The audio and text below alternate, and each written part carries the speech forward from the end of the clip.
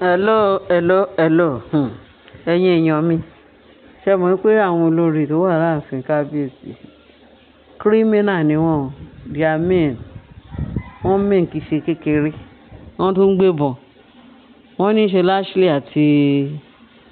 àti Mariam wọ́n lọ gbébọn, wọ́n fi trace Naomi jáde kúrò láàfin pé kó máa lọ lákùrẹ́ by force pé Àkúrẹ́ kó máa rí ìpàkọ́ ẹ̀ lọ́nà Àkúrẹ́.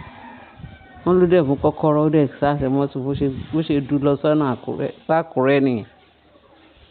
Àwọn tó ń rí lọ ń sọ bóyá àwọn olórí bóyá àwọn ọmọ ìlú sọ bóyá àwọn ọmọọṣẹ́ o bóyá àwọn security ìyẹn ò ní ò tí ẹ̀ yé mi because náà sọ pé ṣe ni wọ́n gbé bọ̀ tán ní wọ́n trace ẹ̀ púpọ̀ wọ́n ní wọ́n chase ẹ̀ kúrò láàfin pé kó máa lọ sí Àkúrẹ́. Wọ́n ní bí Naomi ṣe kí eré mọ́lẹ̀ nìyẹn ó dà Àkúrẹ́. Wọ́n ní ṣe lè bà Naomi ṣe Naomi sáfẹ́mi ẹ̀ ṣé èèyàn ò ní sáfẹ́mi ẹ̀ kò rẹ̀ sí kábíyèsí ńlẹ̀ àṣé wọ́n ti plan ẹ̀ pé tí kábíyèsí ò bá ti sí ńlẹ̀ pé náà máa ṣiṣẹ́ yẹn. Wọ́n nígbà tó dé wọ́n wá sọ fún kábíyèsí pé báyìí.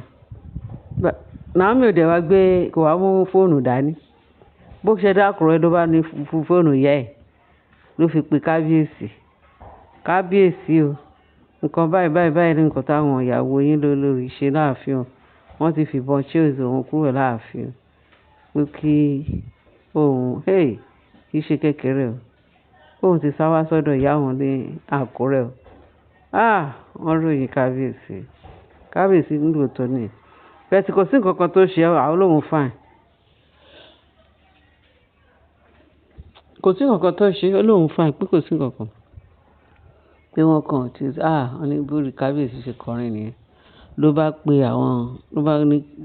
àwọn DSS pé kó wá bá wọn ṣiṣẹ́ pé báyìí wọ́n láwọn DSS dé wọ́n ti sá kúrò láàfin wọ́n bẹ̀rẹ̀ sí ní wá wọn sí láàfin. Wọ́n ní bí kábíyèsí ṣe rí kọ́ máa wọ́n wá Ashley lọ sílé àwọn Láfọ̀gídé wọn ọba ìyẹn náà Ashley kí ló ń jẹ Mariam ìyẹn ti sá pátápátá ó sá kúrò pé wọn ti rí green light. Wọ́n ní tẹ́ bá gbọ́ nǹkan tí kábíyèsí sọ ṣé kábíyèsí ní àwọn olè náà fìbọn lé ìyàwó òun pé kábíyèsí ó rojọ́ burúkú mọ́ wọn létí ó ní wọ́n máa ṣẹ̀wọ̀n ìwé tó yẹ kábíyèsí sọ pé wọ́n ní kábíyèsí sọ pé òun máa lé wọn pa pé ó lè làwọn pípù yẹn pé wọ́n fìbọn treat ìyàwó òun pé ó lè ní wọn pé wọ́n wájà wọn wá sí ẹ̀wọ̀n pé àwọn olórí ni wọ́n nígbà tó wá rí wọn mú wọn wá sọ pé kíní pé toy gun làwọn lò pé kì í ṣe tọ́ wọ́n yẹn ní ìbá tó ń bolẹ̀ ti rí ìbọn wọ́n ní kì í ṣe pé criminal case náà fẹ́ ní kábíyèsí ní pé wọ́n charge wọn criminal case pé ìbọn náà lò wọ́n ní tí ò bá jẹ́ bí kábíyèsí ṣe sọ wọ́n ní gíníyàn ò ní rinlẹ̀ tó yẹn báwọn náà ṣe máa ní tọ́ ẹ̀ wọ́n ní àti tọ́ ẹ̀ pé àwọn ò tiẹ̀ fẹ́ gbọ́ pé bóyá tó wọ́n kàn fẹ́ lọ pé ìbọn yẹn pé tó bá rí ìbọn gidi tán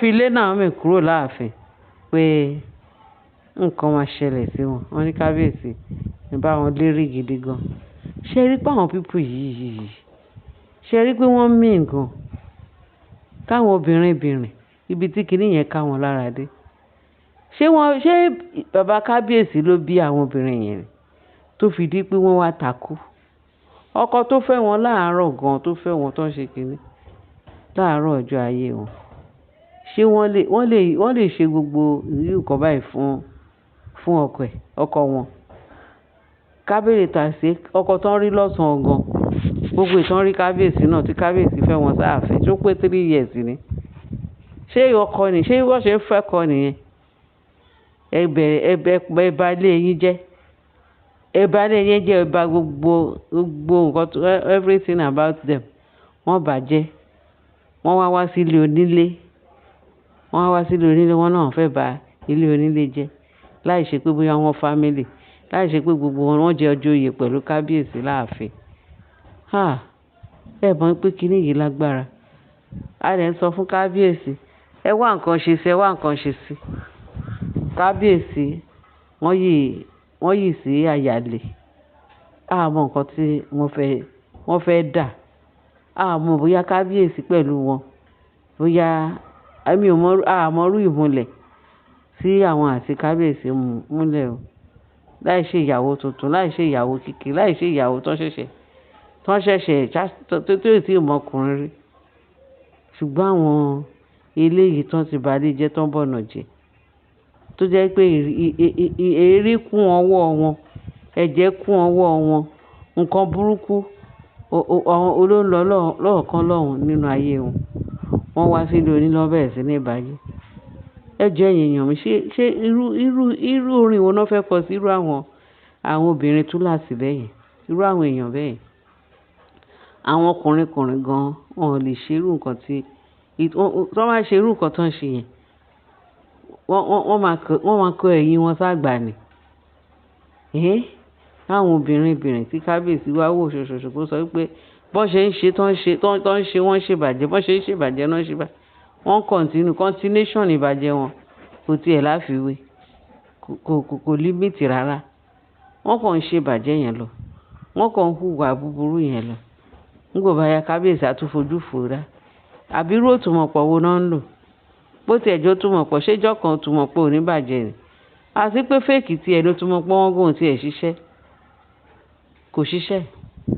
Torí fake òun ni gbogbo nǹkan tó ń ṣe. Torí Ọlọ́run kàn ń ba fáyẹ̀ yẹn, ó kàn ń bàjẹ́. Ọmọ onílé ọlọ́nà, wọ́n lọ gbébọn, wọ́n ṣetán wọ́n ní tọ́ì. Níbo ló ti ń tọ́ì? Wọ́n á fi mú wọn dánrin. Tí kábíyèsí bá fẹ́ ṣe dáadáa. Àwa kọ́ la máa kọ́ kábíyèsí o. A kọ́ kábíyèsí ní nǹkan tó yẹ kó ṣe. Ṣùgbọ́n tó kábíyèsí bá mọ̀ pé ìyàwó òun, Queen Naomi, ó wà very important pẹ̀lú òun, ó yẹ kí kábíyèsí kó ìgbésẹ̀ gidi gan. Torí nǹkan tó kábíyèsí ń ṣe fún wọn láàfin yẹn ti pọ̀ jù. Kábíyèsí ló túbọ̀ ń fa gbogbo eléyìí. Before you know it, kábíyèsí máa tún fojú fò. Bẹ́ẹ̀ ni, kábíyèsí máa fojú fò. Wàá tún rí pé ṣe náà ẹ tún máa gbọ́ story mi. Ó mà ṣe o. Story mi tẹ́ tún máa gbọ́, kábíyèsí lè sọ pé ó yá a fẹ́ jáde, ó yá wọn àtún lọ, wọ́n fẹ́ ṣe. Bẹ́ẹ̀ tí mo mọ̀ pé Ọlọ́run á mú wọn. Lágbára Ọlọ́run á mú wọn. Torí wọ́n ní ẹni tó bá ṣe nǹkan tẹ́nìkan ò ṣe rí, ojú àárẹ̀ nǹkan tẹ́nìkan ò rí rí. Torí ìtàn ṣe yẹn tán ń ṣe tán mú jẹ. Wọ́n ò tí mọ̀ ru Ọlọ́run tí Naomi ń sìn. Wọ́n ò tí mọ̀ ru Ọlọ́run Olódùmarè. Ẹ̀jẹ̀ tí Ọlọ́run dá sí olúkálùkù lára tó ń rọ̀nù lára wọn. Ẹ̀jẹ̀ Ọlọ́run ló ní gbogbo everything tó wà ní lágọ̀ọ́ ara wọn. Tó ń ṣe ìbàjẹ́ báyìí. A ti pàlù fún wọn náà. Ẹ̀yin èèyàn mi, ẹ bá mi share, kẹ́ bá mi like, kẹ́ bá mi fi ìtókù sí comment section. Kẹ́ bá mi subscribe. Bẹ́ẹ̀ ṣe ń subscribe yẹn lágbára Kristi Jésù. Ọwọ́ tẹ fi ń ṣe gbogbo iṣẹ́ rere subscription yìí. Nǹkan rere lẹ́ẹ̀ máa fi máa gbé ṣe. Ẹ ní fi ṣe nǹkan ìbàjẹ́. Àṣejèrè lẹ́ẹ̀ máa fi ọwọ́ náà ṣe. Nípa agbára Kristi Jésù Olúwa wa. Àmín. Ẹ ṣé gan-an èèyàn mi tẹ́ ṣe ń tẹ́tí sí wa. Ó dàbọ̀. Bye.